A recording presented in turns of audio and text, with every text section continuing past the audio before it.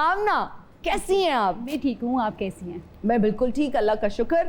आपने नॉवल लिखा और उसने आते ही तहलका मचा दी, और जब हम डिजिटल मीडिया की जनरेशन का जिक्र करते हैं, मुझे लगता है कि ये कारनामा है, जेनजी को किताब पढ़ने पर आपने मजबूर कर दिया। ऐसा क्या लिख बैठी हैं? मेरा नॉवल अगर आप स्टार्टिंग में पढ़ते हैं तो आपको कुछ डिफरेंस नहीं लगता। अच्छा। लेकिन जब उसका क्लाइमेक्स है ना, वो बहुत डिफरेंट है। रोमांटिक नॉवल है ये। रोमांटिक नॉवल है, उसका क्लाइमेक्स ऐसा है कि आपको डिस्टर्ब कर देता है, और मतलब बहुत चेंज है। आप पढ़ेंगी, आपको बहुत अच्छा लगेगा। बहुत अच्छा। कितना टाइम लगा ये नॉवल लिखने में? मुझे लगे 8 to 9 मंथ। 8 to 9 months. अच्छा, तो ये क्या कोई अफसाना टाइप है या आपकी ऑब्जर्वेशन है या कोई हकीकत पर मबनी है ये नॉवल? मेरा नॉवल बेसिकली एक जुनून में है, और जो कि आज के नौजवान में बहुत ज़्यादा जुनून है, बर्दाश्त नहीं है। तो मेरा नॉवल इस बेस पे है, और मोहब्बत पे है, इश्क पे है, इन चीज़ों पे है। हो लड़की लिखे नावल और मोहब्बत और इश्क ना हो, ये तो हो ही नहीं सकता। ये तो हो ही नहीं सकता, क्योंकि नौजवान लोग जो हैं वो रोमांटिक चीज पसंद करते हैं। क्या जबरदस्त कुदरत ने आपको लबो लहजा दिया है, इतनी खूबसूरत आवाज है आपकी। वो जो आवाज एक एक्टर के लिए जरूरी होती है, क्या कहेंगे? सबसे पहले तो मैं ये बताता चलूं, मेरा ताल्लुक रेडियो पाकिस्तान मुल्तान से है, और फिर अब मैं पूरे पाकिस्तान के रेडियो का एक, जिसे कहते हैं चमकता हुआ सितारा बन गया। वाह। कि 47 बरस मैंने रेडियो पाकिस्तान को दी, और जो सबसे अच्छी बात और जो सबसे बड़ा एजाज़ है वो 2 या 3 लोगों के पास है, वो है आउटस्टैंडिंग राइटर और आउटस्टैंडिंग ड्रामा आर्टिस्ट। 2 राइटर्स, आज बेहतरीन राइटर्स जो है ना वो आमने सामने बैठे हुए कमाल कर दिया। अभी तो मैं आमना से भी ये जानना चाहती हूँ कि ये डिजिटल एरा में हम दाखिल हो चुके हैं, हर इंसान यहाँ पर जो है ना वो कंटेंट क्रिएटर बन गया है, और वो डिजिटल पे हम शिफ्ट हो गए ना। किताबों से रिश्ता जो है वो तकरीबन ख़त्म हो चुका है। आपने, मैं कहती हूँ कि ये इसको रिवाइव किया इस चीज़ को कि किताब पढ़नी चाहिए। कितना मुश्किल लगता था और कितना चैलेंजिंग लगता था इस दौर में भी कि कोई किताब पढ़ेगा नहीं पढ़ेगा, क्या फीडबैक आएगा? वो इस तरह हुआ कि जब आप न्यू राइटर होते हैं तो आपको बहुत स्ट्रगल करनी पड़ती है, ऐसा आपको तो पता ही होगा।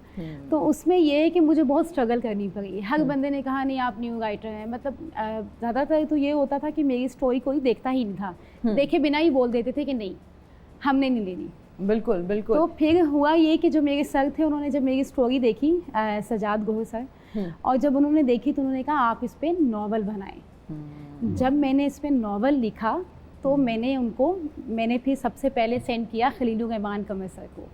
हाँ जी बिल्कुल, मैं इस हवाले से भी बात करना चाह रही हूँ कि खलीलुर रहमान कमर साहब को आपने जब ये भेजा, उन्होंने पढ़ा और वहाँ से भी आपको दाद मौसूल हुई, उन्होंने वाकई तारीफ़ की। उन्होंने बहुत तारीफ़ की। हाँ। और उनको भी क्लाइमैक्स बहुत अच्छा लगा। उन्होंने कहा मुझे भी बहुत डिस्टर्ब किया है। माँ और बेटी का रिश्ता जो था ना, मैंने वो उस पर बहुत ज़्यादा अच्छा नहीं लिखा। अच्छा। क्योंकि वो मैंने माँ को बहुत डिस्टर्ब बताया स्टार्टिंग में, तो उनके बीच बहुत गैप था। अच्छा। तो मैंने कुछ ऐसे रिश्ते भी बताए उसमें कि मतलब ताया चाचा चाची जो बहुत होते हैं अपने, लेकिन वो होते नहीं हैं। तो वो बहुत इसमें ऐसी तो आपने भी इसमें रिश्तों के बारे में भी बात की, माँ और बेटी के रिश्ते पे भी बात की आपने? बिल्कुल, बाप बेटी का भी बताया, और फिर मैंने फिर एंड में मोहब्बत का भी बताया, और फिर उसका अंजाम का भी बताया। आपका अपनी मदर के साथ कैसा बॉन्ड है?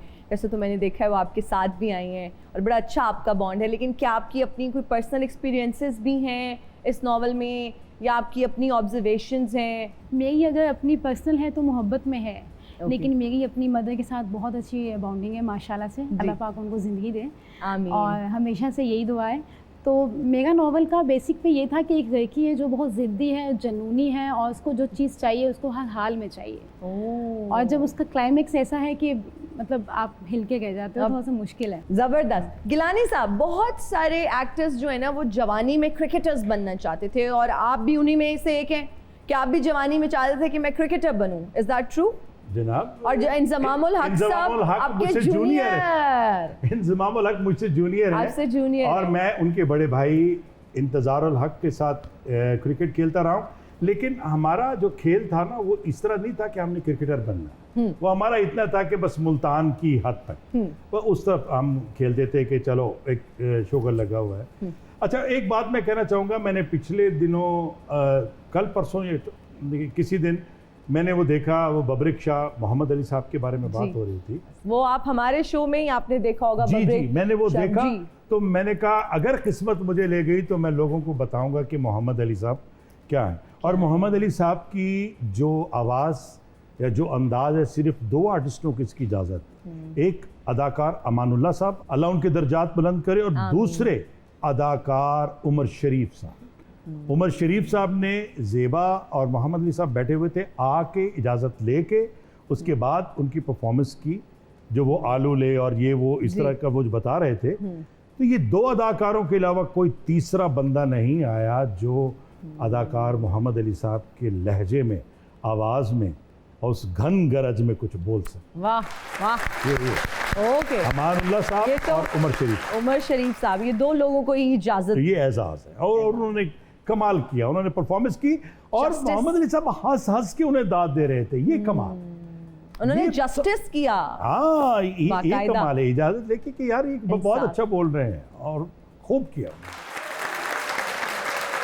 टर्मिनेटरों से ना अखियां मिलाना, कितने ले आए हो तुसी? टर्मिनेटरों से ना अखियां मिलाना, जीते रहो। टर्मिनेटरों से ना अखियां मिलाना, टर्मिनेटरों को तो यूएस से वापस है जाना, टर्मिनेटरों से ना अखियां मिलाना, trust me I will be back.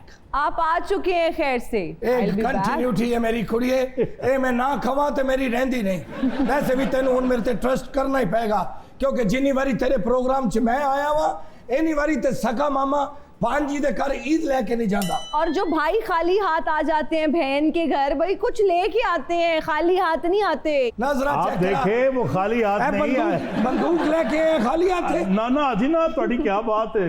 बाकी मेना मार रही है मुर्शद के छू फैन दे घर खाली हाथ आ गए हैं। अच्छा, तो आज कैसे आना हुआ?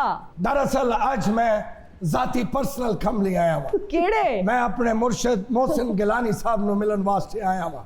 क्यों, खैर तो है? मां सदके जाए, के जाए, सलामत रहो, जीते रहो बच्चे। सच्ची मुच्ची दिलों देखो मुर्शद, दूरों ही लगदा कि मुर्शद बैठे ने, चिट्टा रंग लाल सुआ, माशाअल्लाह। दूरों लगदा न्यूजीलैंड दा सेब रखे है। मुर्शद मैनू थोड़े नाल एक कम पै गया, किसी नू दसना ना, शरीका ने ना मेरी एक्टिंग बंद देती है। कोई तवीज दवो, कोई फूक मारो, मेरा ते आमिर खान दे भरा दा हाल है कि मैं एक्टर भी हाँ, मशहूर भी हाँ, ते वेला भी हाँ।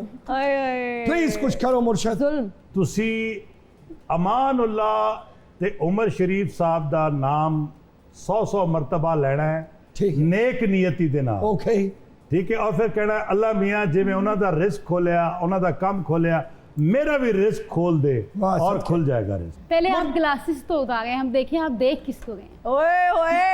मुझे देख मतलब रहे हैं है- या इनको देख रहे हैं? पूरी टर्मिनेटर नु हल्का जिहा वॉच कर रही है। बहुत बहुत बहुत